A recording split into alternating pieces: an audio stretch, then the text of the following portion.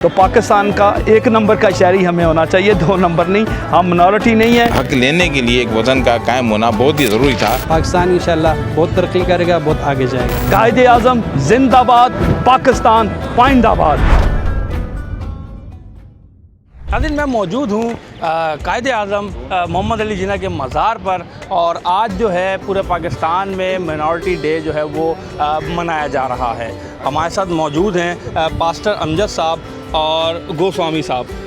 ان کا تعلق جو ہے انہی سے جانیں گے، اور ان سے پوری جو ان کی سب سے پہلے تو السلام علیکم، اور دوسری چیز یہ آج ہم قائد کے مزار پہ موجود ہیں، اور جیسا کہ ہمارے قائد اعظم محمد علی جناح نے کہا تھا کہ آپ لوگ آزاد ہیں اپنے اپنے گرجا گھروں، اپنے اپنے مندروں، اپنی اپنی مسجدوں اور اپنی اپنی عبادت گاہوں میں جانے کے لیے۔ تو سر کیا کہنا چاہیں گے اس اسپیچ کے بارے میں؟ سب سے پہلے تو میں آپ کا دل کی عطا گرائیوں سے شکر گزار ہوں، اور اسپیشلی آج ہم منارٹی ڈیز کو سیلیبریٹ کر رہے ہیں، اور قائد اعظم کی اس سپیچ کو بھی یاد کر رہے ہیں جو انہوں نے 11 اگست 1947 کو کہا تھا کہ تمام منارٹیز جو ہے اپنے اپنے چرچز میں، مندروں میں، ٹیمپلز پر جانے کی ان کو مذہبی آزادی حاصل ہوگی۔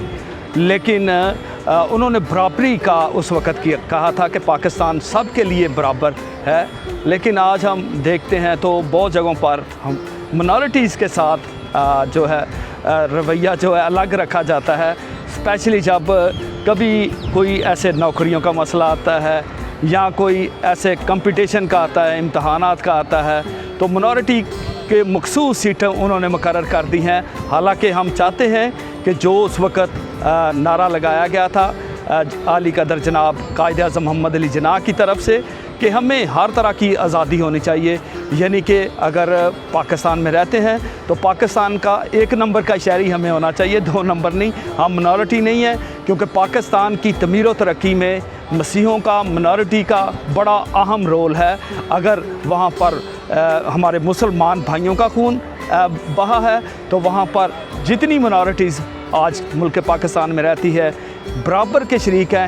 انہوں نے بھی پاکستان بنانے میں اپنے خون بہایا اور اس کی تعمیر و ترقی میں کوشاں رہے۔ میں بس یہی کہنا چاہتا ہوں کہ ہم شکر گزار ہیں اپنے قائد کے کہ انہوں نے ہمیں ایک آزاد ملک دیا، جس میں ہم آزادی کے ساتھ اپنی عبادات کر رہے ہیں، اور آزادی کے ساتھ جہاں ہمارا دل چاہتا ہے چاہتے ہیں، اور ہم ہمیشہ کہتے ہیں قائد اعظم زندہ باد، پاکستان پائندہ آباد۔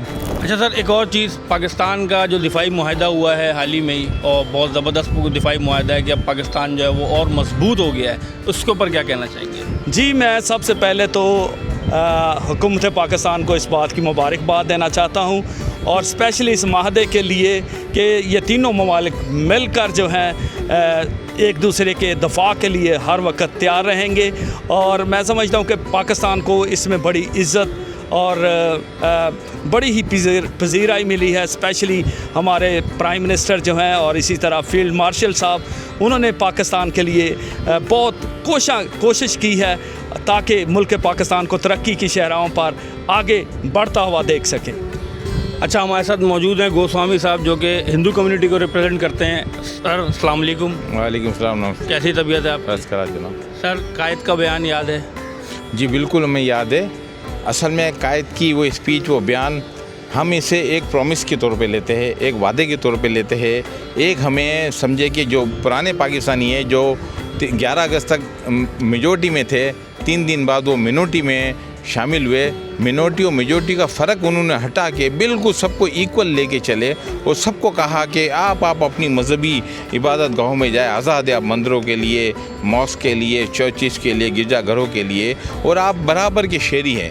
تو انہی کے ایک پرومس، ایک وچن کے ساتھ ہم ہمارے آبا و اجداد یہاں موجود ہیں، اور اس دھرتی کو چھوڑ کے ہم کہیں نہیں گئے، اور یہ دھرتی ہماری ماں ہے، ہم اسے ماں کہتے ہیں، اور اس کا پیار ہمارے پرکھوں کی یہاں پر سمادھیاں یعنی کہ قبریں موجود ہیں، اور ہم اس کے وفادار رہیں گے، اور اس کی ترقی ہم دیکھنا چاہتے ہیں۔ ویسے تو ہم دنیا کی ترقی دیکھنا چاہتے ہیں، اور ہم اس دنیا کے اندر ٹاپ پہ رہے، یہ بھی ہمارا ایک ویژن، ہماری دعا ہے کہ پاکستان ہمیشہ لیڈ کرے اور امن کا گہوارہ قائم رہے اور پاکستان کی ترقی ہو۔ سر چند دو الفاظات جو آپ قائد اعظم محمد علی جناح صاحب کے لیے کہنا چاہیں دل سے. قائد اعظم محمد علی جناح نے دیکھا کہ بھائی ایک ظلم ہو رہا ہے، ایک جب کسی کے ساتھ ظلم ہوتا ہے تو اس کو انصاف دلانے کے لیے، اس کے اپنے حقوق دلانے کے لیے ایک ملک قائم کیا. اور ایسا نہیں تھا کسی ایک کمیونٹی کو، وہ تمام جو حقوق سے جن کو محروم کیا گیا تھا ان کے حقوق کے لیے ملک بنایا گیا. تو ہم دھنیہ واد دیتے ہیں، ہم قائد اعظم کو بہت ہی سلام کرتے ہیں اور ہمیں خوشی ہے کہ وہ ہمارے لیڈر تھے. اور ہمیں تو بڑا فخر ہے کہ انہوں نے ہمیں حقوق دلوائے اور ایک ملک آزاد کروا کے دیا جہاں پہ ہم اپنے اچھے طریقے سے اپنی مذہبی عبادت گاہیں اور اپنے جو بھی پروسیس ہے زندگی کے اچھے طریقے سے نبھا رہے ہیں. اور ضروری تھا کسی کو حق دینے کے لیے، اس کے حق لینے کے لیے ایک وطن کا قائم ہونا بہت ہی ضروری تھا، ورنہ وہاں کے حالات ایسے نہیں تھے کہ ایک ساتھ رہا جائے. قائد اعظم محمد علی جناح صاحب کی زندگی کا اگر مطالعہ کریں، بہت ہی نفیس شخص کے مالک تھے. ان کی زندگی میں ڈسپلن جو چیز ہے وہ پھوٹ کے بھرا ہوا تھا. وہ ہر چیز کو ڈسپلن کے لے کے آگے بڑھتے تھے. قائد اعظم صاحب نے ہمارے لیے جو ملک آزاد کیا ہے، جو ملک ہمیں تحفے میں دے کے گئے ہیں، ہمیں اس کی قدر کرنی چاہیے. ہم ایسے آزاد ہیں، نہ صرف مسلمان آزاد ہیں بلکہ تمام ادیان کے لوگ یہاں پر جو پاکستان میں بستے ہیں وہ اپنی عبادت گاہوں میں آزادانہ طور پر اپنی عبادت کرنے، اپنی ایکٹیویٹی کرنے میں آزاد ہیں. اور الحمدللہ ہم سب متحد ہیں اور متحد رہیں گے انشاءاللہ تعالی. اور اپنے اداروں میں جہاں ہم کام کر رہے ہیں، جس علاقے میں کام کر رہے ہیں، جس ادارے میں ہم کام کر رہے ہیں، اپنی صلاحیتوں کو بروقت لاتے ہوئے پاکستان کی خدمت میں اپنا کردار ڈالتے رہیں گے انشاءاللہ تعالی. ہمارا ملک مضبوط ہاتھوں میں ہے، مضبوط افواج ہمارے پاس ہے. پاکستان انشاءاللہ بہت ترقی کرے گا، بہت آگے جائے گا. ناظرین، آج میں بڑے دل کھول کے اپنے آپ کو بڑے فخر سے کہتا ہوں کہ میں پاکستانی ہوں. تو وہ کن کی بدولت ہے؟ وہ قائد اعظم محمد علی جناح صاحب کی وجہ سے ہے. اس کی وجہ صرف یہ ہے کہ اس وقت کے ظلم اور مظلوم لوگوں کے لیے جو انہوں نے پاکستان بنایا، پاکستان بنانے کی جو تحریک چلائی اور باقاعدہ طور پہ اس پہ وہ کامیاب ہوئے. اور پاکستان کے اندر ہر مذہب کا شہری موجود ہے، ہر مذہب کے لوگ موجود ہیں اور اپنی اپنی عبادت گاہوں میں جانے کے لیے آزاد ہیں. جی.